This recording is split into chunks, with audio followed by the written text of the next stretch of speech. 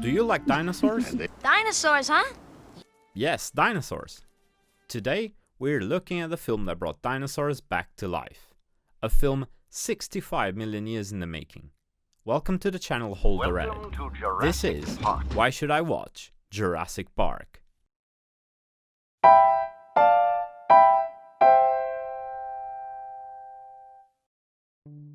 What do they got in there, King Kong?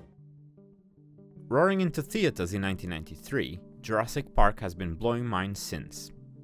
Bringing forth realistic-looking dinosaurs to the big screen, it is now hard to imagine the reactions these images must have gotten in the 90s. Steven Spielberg directs this classic blockbuster, another notch on an impressive career.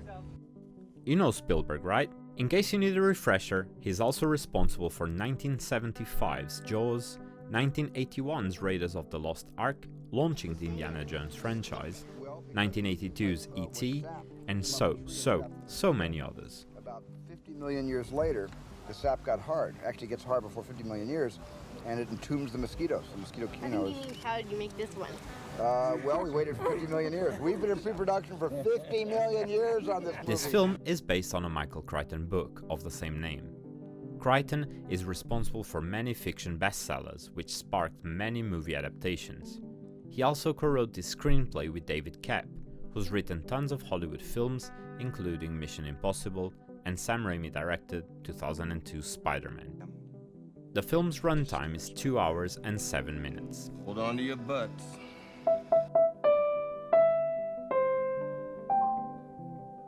Jurassic Park is a landmark in cinema history. It's a masterclass in blockbuster filmmaking. It blends adventure, suspense and science fiction with a pace that keeps you on the edge of your seat from start to finish. It's been captivating audiences since its release and is yet to stop. But I don't want to tell you that Jurassic Park is the best thing ever. Instead, I want you to imagine the passion and hard work that went into this movie so you can enjoy a fun and adventurous ride from this blockbuster classic. This film has all of the hallmarks of the contemporary blockbuster. A tight script, clear characters with clear arcs and functions, funny lines, and creatures brought to life through visual effects, practical or computer generated. After Jurassic Park, CGI became a staple of the summer blockbuster, for better and for worse. I don't want to dwell on the worse. I like to like films, I don't like to hate films. This brings us nicely into the historical milestone this movie set for the industry. This production has a problem at its core. It's a film about dinosaurs, but dinosaurs have been extinct for millions of years. So training a few big lizards for some set pieces is out of the question. Movies have been creating fake realities pretty much since their birth, and impossible creatures are one of cinema's favorite hobbies. So there are a few answers to this problem.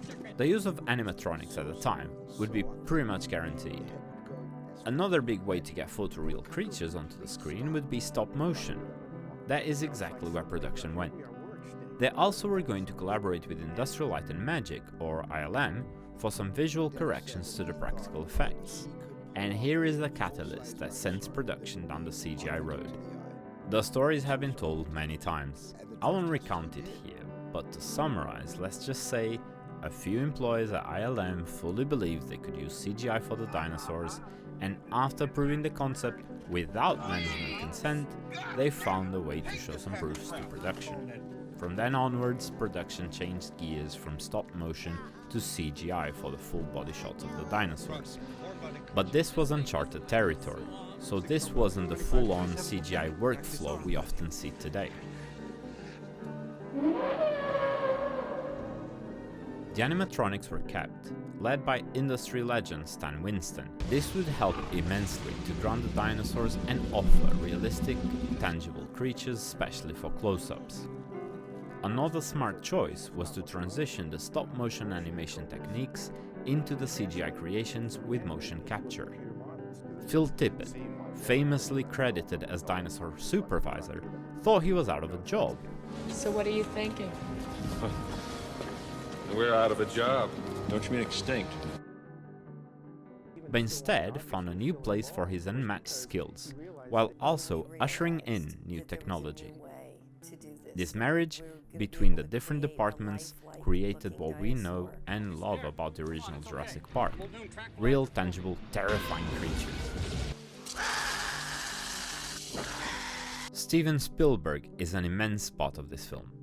By this point, already a skilled big-budget director, his love for the source material and optimism for technology shaped the production into what is, frankly, a very clever way to shoot, taking into account the constraints at the time, and especially the newer technology being used. The dinosaur effects are often protected from a visual perspective, which adds layers of credibility to these impossible monsters.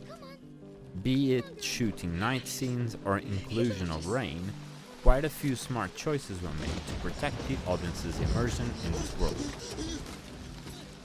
Leading an impressive cast perfectly through the story also helps. This is not a performance-first kind of film, but everyone needs to do enough to make sure the plot feels credible and the threats real, without removing the sense of discovery, key to this kind of piece. In that regard, and of course with 3 decades of hindsight, the casting is packed with power. Starring Sam Neill, New Zealand actor who you might recently seen in Taika Waititi's Hunt for the Wilder People, Leave me alone. a video for another time, gives life to Dr. Alan Grant. Through the eyes of this paleontologist, we experience a lot of the wonder of this film. In spite of his very complicated relationship with children, Grant becomes one himself at the sight of dinosaurs. His partner, Dr. Alice Sattler, is portrayed by Laura Dern. Laura Dern has a long career in film, and can be found in some of David Lynch's work, most notably Blue Velvet. She recently won an Oscar for her performance in 2019's Marriage Story. Did I go too fast? I go too fast. I did a flyby. No, give me that big glass of water. We're going to conduct an experiment. It should be. We'll also find Jeff Goldblum seducing the audience as Dr. Ian Malcolm, the most skeptical of the bunch. On Jeff Goldblum's diverse credits, you will find David Cronenberg's body horror classic The Fly, and 1996's highest-grossing movie, Independence Day. Life breaks free, it expands to new territories, and it crashes through barriers painfully, maybe even dangerously, but, there it is. The driving force behind the park, John Hammond, is left to the veteran Richard Attenborough, who had a long and rich career, including 1963's The Great Escape, and the 1994 version of the Christmas classic Miracle on 34th Street. Besides looking like the world's greatest grandfather, you might have recognized his surname. He is Sir David Attenborough's older brother. To Jurassic Park. But even outside the top-billed cast, we have other names of note like Bob Peck, B.D. Wong, Samuel L. Jackson on his way to mainstream recognition, and Wayne Knight, hot on the success of Seinfeld. Nice hat. Hello, Newman. Some scenes, while iconic, can be scary and suspenseful. Our cast moves through these sequences with a perfect mix of fear, bewilderment, but also that childlike amusement at the perils they're having to traverse. That's the perfect mix for a film like this. You would be terrified to be chased by a T-Rex, of course, but in the back of your mind, in a tiny little space, you must also be amazed that you are being chased by an actual T-Rex. Think they'll have that on the tour? In order to ground the plot somewhat, the film does have a more thought-provoking side. Being a science fiction story, suspension of disbelief is a must. The team of scientists, and to a great extent Ian Malcolm, question the ethics of such innovations, humanity's ability to control nature, and the hubris that can surface from human ingenuity. The lack of humility before nature that's being displayed here staggers me. They are in the face of a child's dream turned reality. There's a literal theme park full of dinosaurs. And still, the morality and even the logistics of such an endeavor are hard to buy. For Dr. Grant and Dr. Sattler, who've dedicated their lives to study and better understand these long-gone creatures, to have them in front of them, alive and breathing, is nothing short of a dream. But they understand that reality is much more complex than that. To better help navigate these emotions and the sheer sense of wonder of this story, we come to another legendary master at work, and a gigantic presence in the film, John Williams. A frequent Spielberg collaborator, John Williams provides the score for Jurassic Park. And what a score it is! One of the most recognizable film scores of all time, as much of Williams' work. The man is responsible, for example, for Superman's classic theme, all the ones you can remember from Star Wars, and even the iconic theme from Jaws. Doo-doo.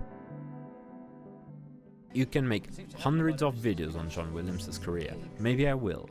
Here, again, John Williams is at the peak of his powers, weaving through suspenseful sequences and prehistoric joy with incredible mastery. Shown perhaps perfectly in a specific scene most will remember. The moment that dinosaurs are first revealed is magical. It's one of those cinema moments that stays with you.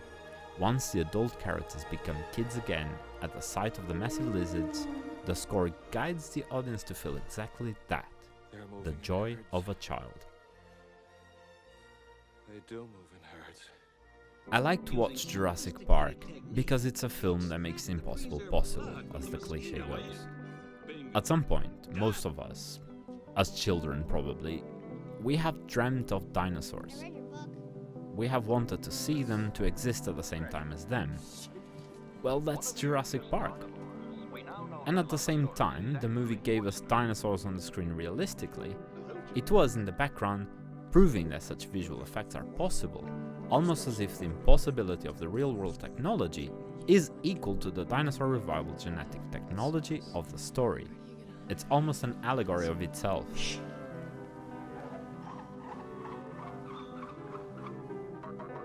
What? What? Oh, Mr. DNA, where did you come from?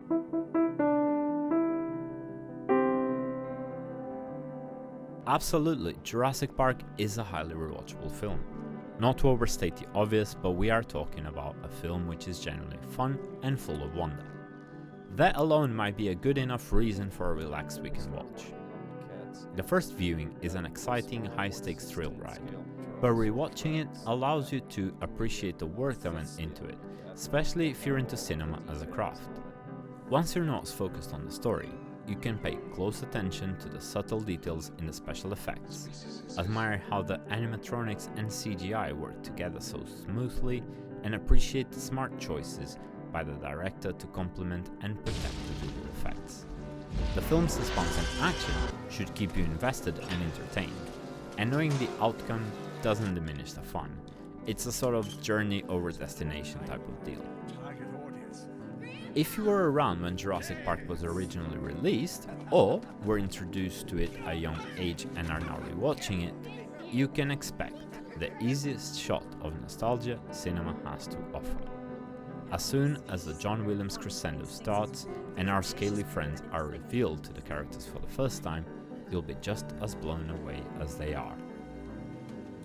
It is also a great film to enjoy in family. Since it's an easy story to follow, revolving around a subject naturally interesting to kids, it can be an effective way to captivate a younger audience to the magic of cinema.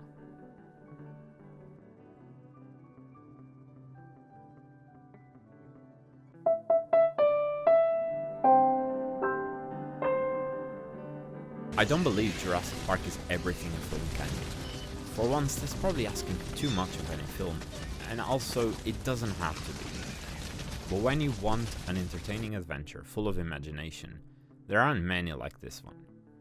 It wasn't a choice to make this the first video of this channel, it just happened organically from the writing, but perhaps it's fitting to launch the channel with a film that reminds us the dreams cinema can make reality through hard work and craft, and that's pretty awesome.